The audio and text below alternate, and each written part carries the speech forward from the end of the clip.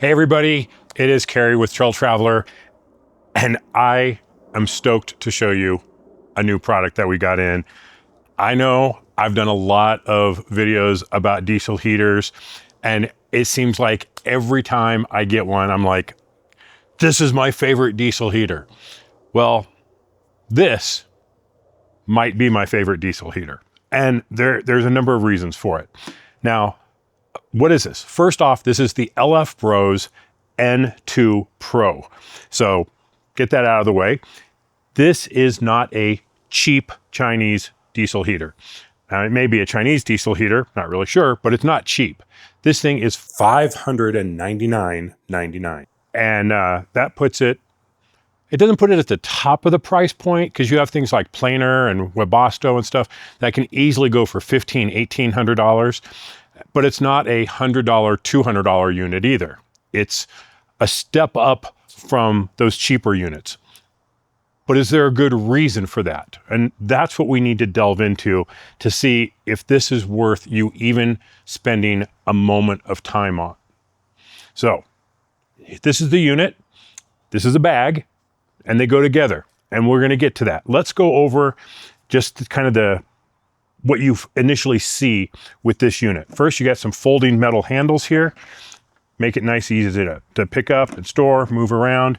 Very clean sides, very high grade metal on here. I'm not sure what kind of metal it is. I haven't tried a magnet on there to see if it's aluminum or some type of metal. You have your exhaust pipe coming out the side. Not a huge fan of where that sits because it limits what you can put this on. I can't just throw it on the back of the trailer or in grass or something. I have to make sure that's either elevated, or I have to be careful about that. So that's one thing, but it's not uncommon. There's other heaters that we have that are very similar. On the output, we have a 4-inch hot air output. That's great, because when we're going into the rooftop tent, we need to have a 4-inch pipe, because if we have a 3-inch, the heaters will often overheat because you're trying to push a lot of air up into the tent. So we have to usually switch to a 4-inch pipe. Well, having it come with a 4-inch output means there's no restrictions in here now. We're going 4-inch all the way into the tent. Lots of power, love it. We have these metal covers over these two ports. One of them is the power port, and one of them is the remote controller port, or the controller port, whatever you want to call it. We will discuss this in a moment. We have an opening here, a little window to the gas tank so we can see how much fuel is in there. This side, this is just a chart. Apparently the controls are all in Celsius. So if you are trying to do a conversion from Fahrenheit to Celsius, this is a little graph on here. Unfortunately, the lowest temperature it goes to is 68 degrees Fahrenheit, which is 20 degrees Celsius. What I care about is when it's 60 or 50 or 40 degrees, what is that? So I wish this scale was offset a little bit. Not going to use that. I don't really need it. I know I'm going to normally be setting it at like 16 degrees Celsius and calling it a day.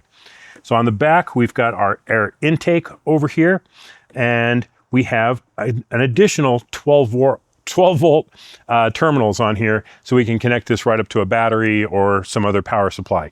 So there's two means of connecting the power to it. On top, can't forget the top here, we have the fuel tank, or the fuel cap anyway. This is a standard automotive style fuel cap. Super cool. On on every diesel heater I've ever seen, it is the reverse. It is an outside cap that goes on. Well, when you're bouncing around off-road and that fuel is, bouncing around inside, those will leak. This is not going to leak. The threads are on the inside of the tank, and check this. Yep, it has over-tighten protection in it. So you're always going to set it just like you would on your car. So very, very cool. Move that off to the side, and I'm going to show you this rucksack. Some people call it a backpack, but there's no way to put it on your back. But gonna move things around. Put this over here. This comes with it. When you open up the box, this is inside the box. What is this? This is all of the accessories that you're gonna need. We have our exhaust pipe. We have our muffler, branded LF Bros. Now, while this looks from the outside like the standard cheap mufflers that come on the other heaters, it most certainly is not. The other ones, you can actually look in and you see that it goes straight through. This has baffles in it going through there. So this should work better. It's also a lot heavier than the cheap ones that we get. We have a 110 or 120 volt standard AC port to the terminals here. Now, what I find is weird is that you have this really nice power port on the front of the unit, and yet their own power supply connects to the terminals on the back. I think that's a little strange, but whatever, it works. We have the remote control, or the standard controller, because if you notice, there is no controller on this unit. Every other diesel heater, the controller is on the unit itself. This one is remote, and that has one very significant benefit. Well, I guess two, if you think about it, right? If you're putting this in a shed or a small garage or something, you can just move this away from the heater, where maybe closer to where you're working, and that's where you want the thermostat to be. This has thermostat control in it. For us, we can have the diesel heater sitting outside, run this up into the tent, and be able to control the unit like that, and use thermostat control if that's gonna work for us. We don't know if that's gonna work. I've tested our tent at 13 degrees Fahrenheit, and the moment a heater shuts off, it is freezing cold in this thing. This does not retain any heat when it's that cold. Now, maybe when it's, more like, 30 or 40 degrees and we're just trying to take the chill off, maybe the thermostat mode will work. It's something we're gonna have to try out, but pretty easy to use remote control for that. Now, it also does come with a standard wireless remote, on, off, plus, minus. So very easy. If I didn't want to bring this in, I could just use that. It has two hoses. I'm not quite sure how long these are yet. We're gonna have to try that out, but we have the 4-inch hose for the output, and we have a 3-inch hose for the input. So one option, especially when it's really, really cold, is to recirculate the air. We have the 4-inch one pushing hot air in. We have the 3-inch hose taking the hopefully cooler air out from an opposite side of the rooftop tent back down to the heater, so it's not using the super cold air that's outside and heating it up. It's using somewhat warmer air, hopefully making the system more efficient, which they must believe in because they gave you both sizes of hoses. You get a bag of clamps and hose clamps and things, so mounts that you could possibly use, so that's kind of cool.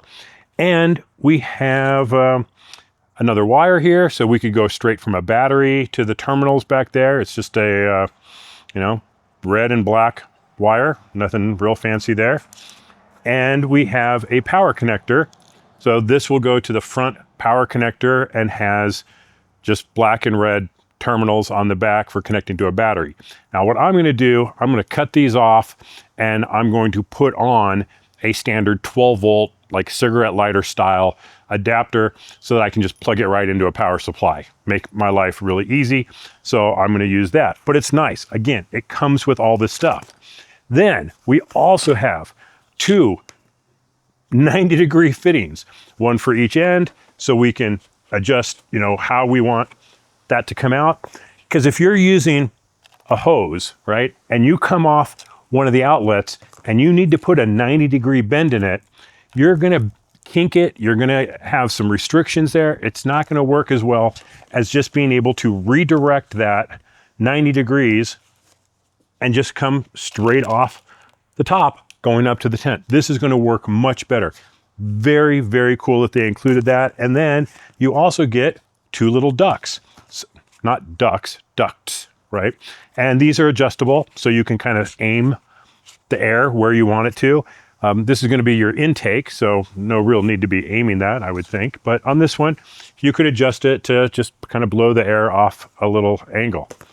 So all of this for basically $500. Is that worth it? I can't tell you yet. I honestly couldn't tell you if that's going to be worth it yet. Sure, the unit itself feels super high quality.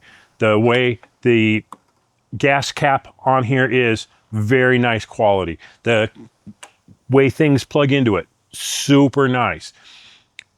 The fact that it's serviceable by having screws on here instead of rivets, super nice.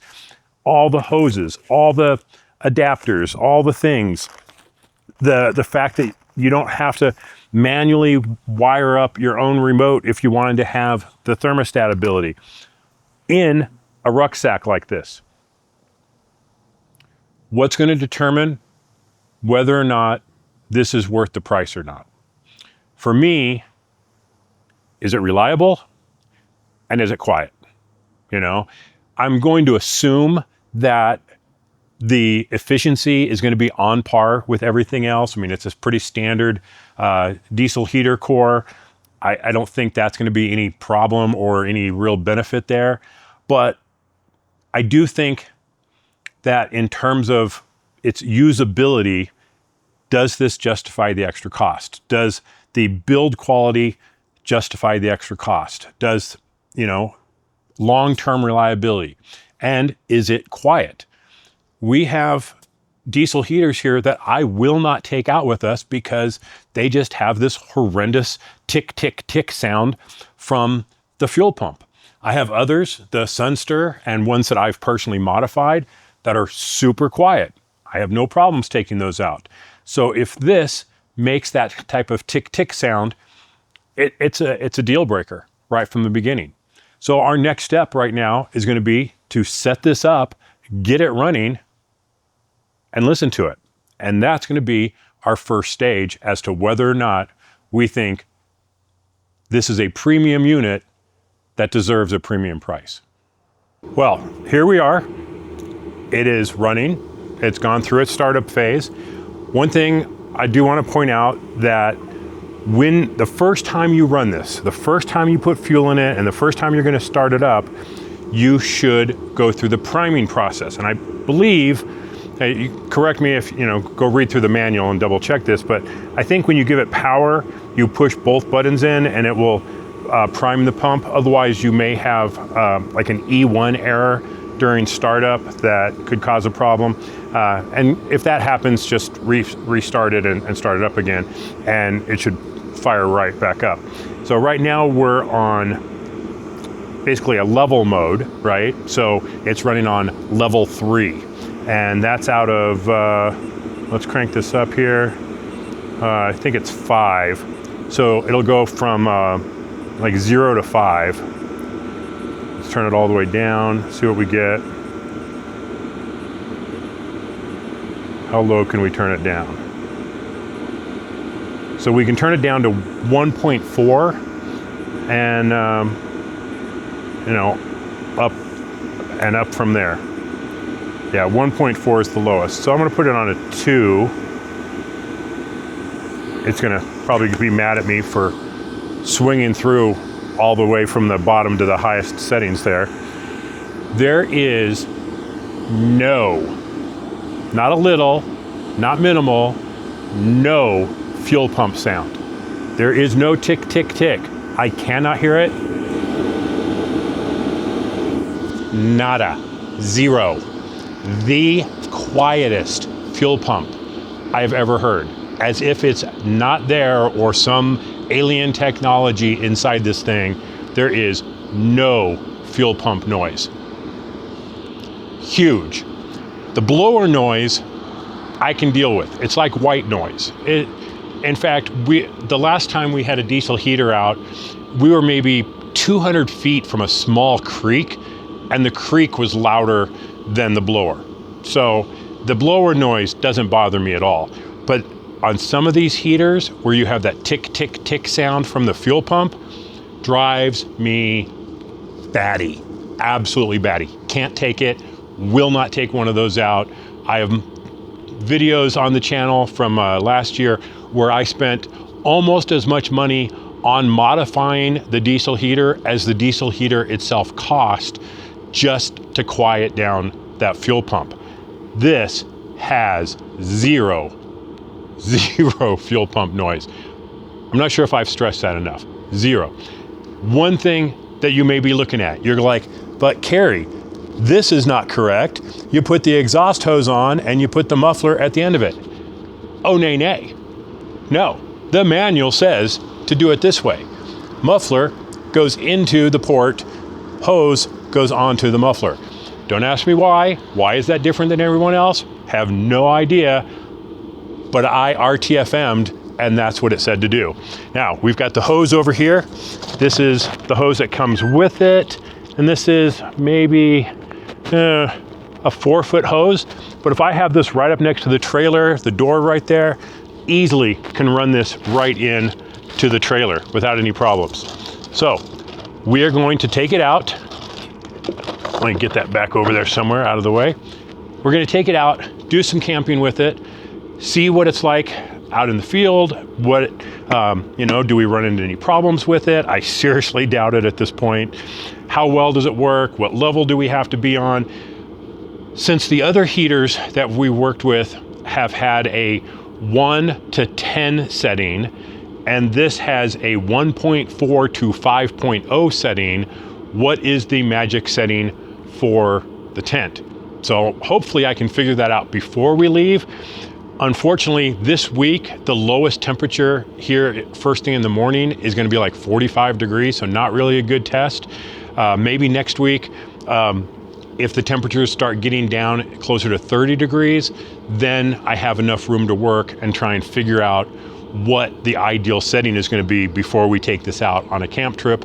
But if we have to take it camping first, we will. So that's what I'm going to promise you. For now, this is running on level 2, fairly quiet, no problems, no ticking sound. Love this thing so far. Absolutely impressed by it. I don't think you can go wrong with this unit, but we need to put it to the test. So I'm going to pack it back down and either get ready for a camping trip, or hopefully the temperatures here at home drop and I can set this up and run some additional tests. So stay tuned. There's more to come.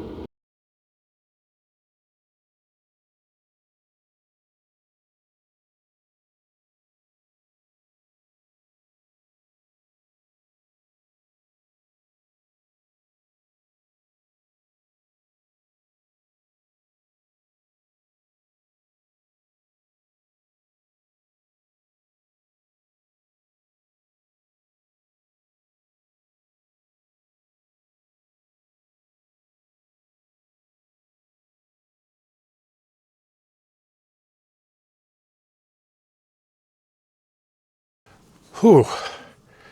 Yeah, it's like 25 degrees out here right now. A little cold. Definitely going to be taking advantage of this guy. For this trip, I'm using the LF Bros diesel heater. So far, just in tests around the house, I really like it.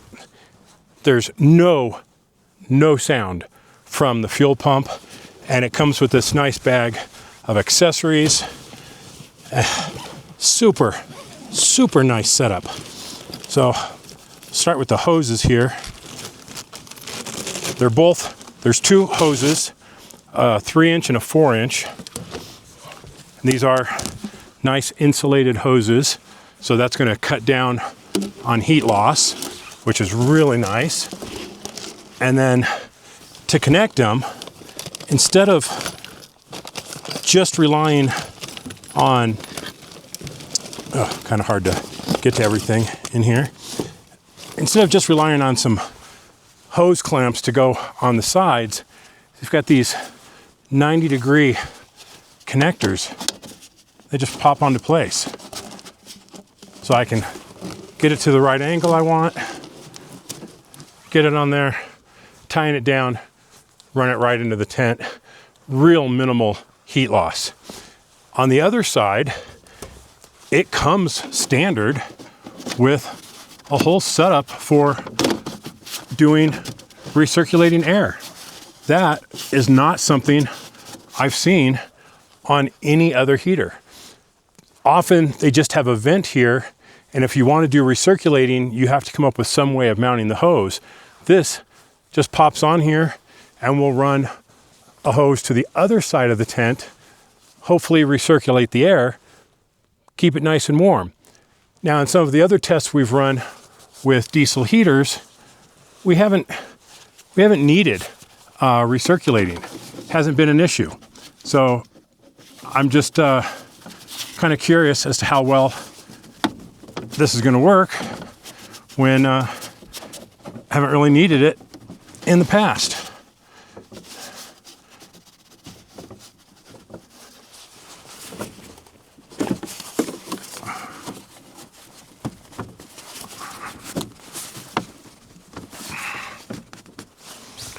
But it's worth a try. So I'll go ahead and get this hooked up and have it ready to go. For power, we have this new Blue Eddy Elite 200. What a freaking beast. This thing has 2,073.6 watt hours. Yeah, over 2,000 watt hours of power. And the inverter on here can put out 2,600 watts. So for cooking, we're probably going to use our Stoke Voltaics electric system because we just have power to burn today.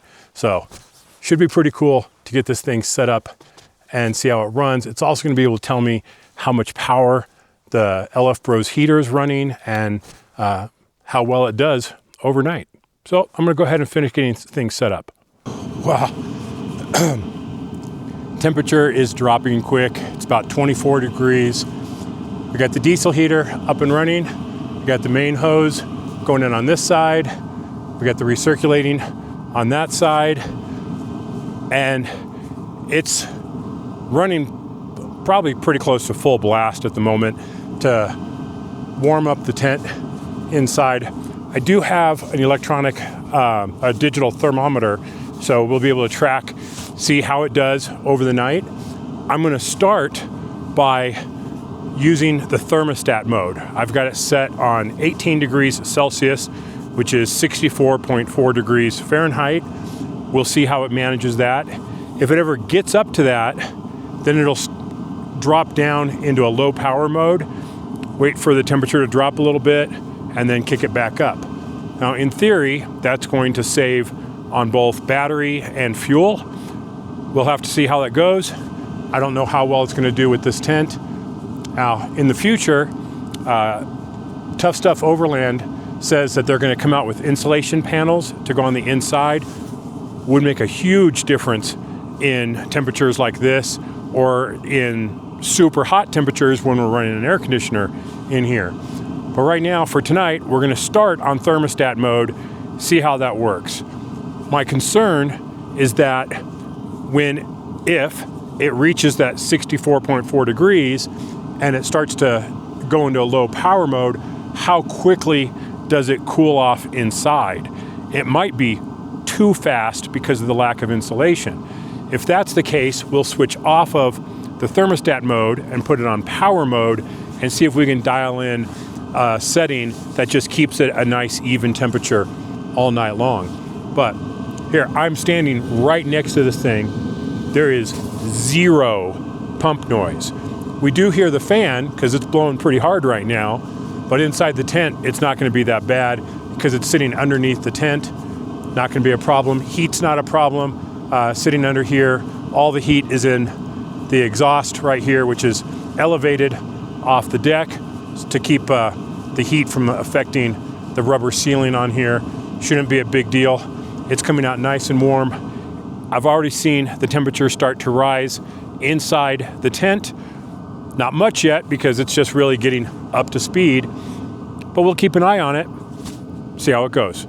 And right now we're showing 50.9 degrees, almost 51 degrees inside the tent. I'm already stripping down layers in here. That warm air is something. So got a decibel meter here, and we're gonna see how loud it is in here.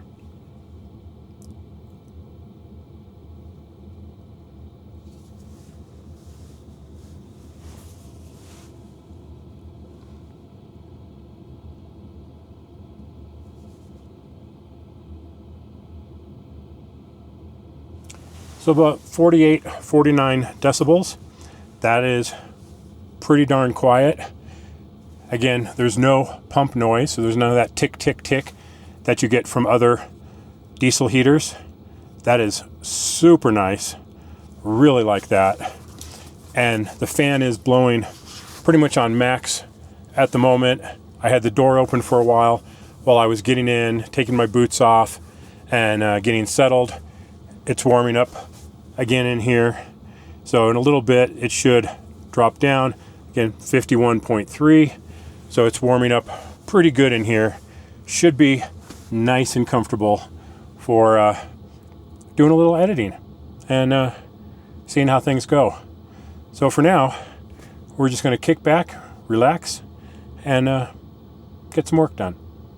So I think now would be a good time also to talk about the power draw. So you can hear the fan blowing for sure. I mean, it's not whisper quiet, but it's not bad. It's quite livable with the decibels that you saw.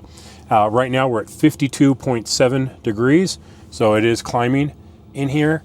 Sitting up, it feels very hot up here, and you know, obviously cooler down on the bottom. So one thing that might help would be to just add a fan in here somewhere, just on a very low setting, just to circulate it a little bit. Because if I'm sitting here trying to work, I'm gonna get really sweaty on my head, and I don't want my feet to be cold. And when I'm sleeping, I don't want it to be cold up here and really hot down there where the vents are. So that's what this is all about: fine tuning, adjusting, seeing what works, seeing what things we can improve, and go from there.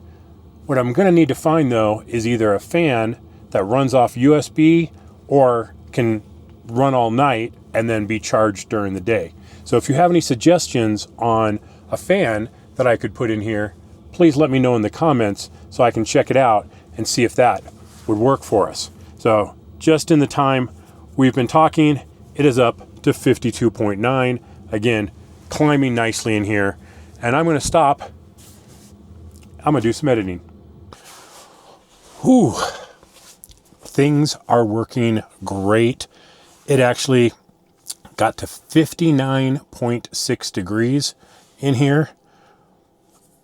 I'm actually really surprised things are working this well. It's 24, 23 degrees outside right now. It is nice and toasty in here. Now, thing that's pretty cool is the heater just shut down. Well, it didn't shut down, but it's definitely dropping. It's going into its low power mode. So it's going to be interesting to see how cold it gets in here before it spins back up. I don't know.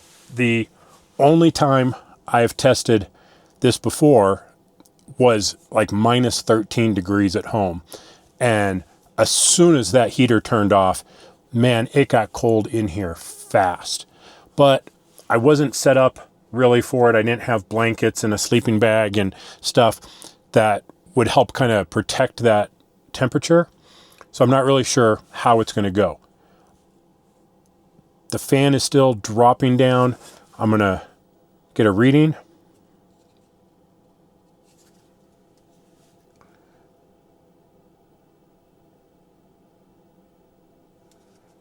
So it's 42 decibels in here, which is super quiet, and it's still spinning down. So don't know how low it's going to get. Don't know how cold it's going to get, but definitely worth experimenting with.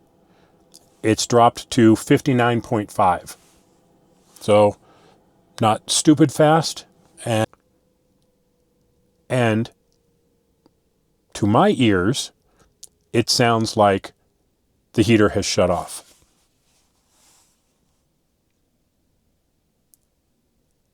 All I hear is the wind outside. There is zero noise coming from the heater. Now I'm going to check with the Bluetti, and we're going to see what's going on over there. It is currently pulling 0 watts. That's a little concerning to me in that it doesn't seem like it's on a low power mode. It seems like it has shut down. So the question is going to be, if it completely shut down, then what's going to happen?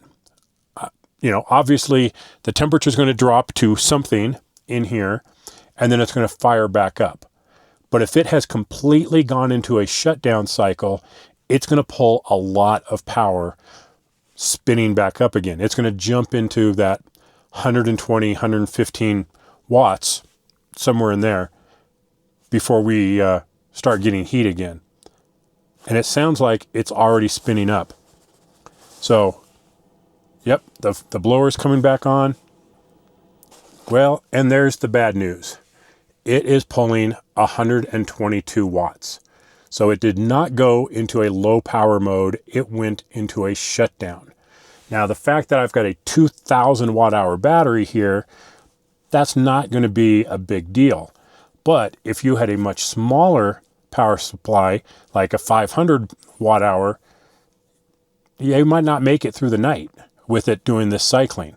So for this situation, a rooftop tent running off a power station, I don't think the thermostat mode is going to work. It's just too big of a power draw to spin back up. So once it comes back up, I'm going to switch it into a power setting mode and see if I can just adjust it to maintain a good temperature in here instead of cycling on and off. Unfortunately, with that big of a power draw, it's just too much for some power stations.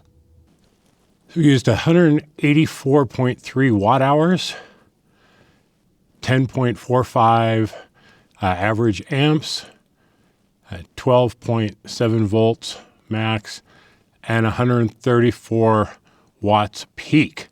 So pretty good performance there. So let's talk about the LF Bros N2 Pro.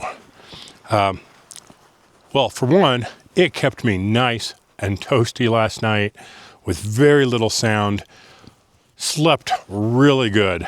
So overall performance, very happy with it. There are two things I want to point out that they're not showstoppers, but maybe some areas of improvement. First off, the thermometer mode. Useless for me. When you're running off battery, the fact that this thing does a complete shutdown, which jumps up to about 130 watts, does a shutdown, and then almost immediately does a startup again because it's so cold, pulling another 130 watts for like 8 minutes. That's not good. That's fine in a workshop, a garage, something that's got some insulation where those temperature swings aren't going to be so bad and where you're running off AC power. Running off battery, I wish they would do a camping mode or a tent mode where instead of turning off, it just goes to the lowest possible setting and runs there until the temperature drops and then kicks it back up to a slightly higher setting. That would be ideal. I've talked to them about that. They sent over to the engineers. We'll see if that's something that they can do. The other thing is the controller. Not that there's anything wrong with the controller, it's just super sensitive to touching. It does not take much to change the setting when it's running.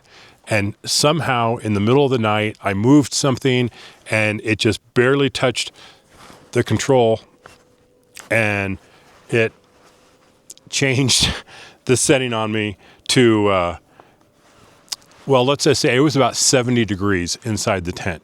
So that woke me up. It was really warm. And so I noticed, I hit the button, changed it back to the power level mode, and it was fine. So other than that, if there was some way of holding it down and putting it into a lock mode or something to where you couldn't change any settings so that there's no risk of the settings being changed when you're moving things around in a tent, that would be great. So those two things would absolutely make this a perfect unit. But even as it is, it's fantastic. The noise level is fantastic. The gas cap being an automotive style, so there's no leaking there. The fittings at 90 degrees, the hoses being insulated and being a perfect fit to go into the tent. All of this makes it a fantastic unit. Is it worth $500? I mean, that's up to you.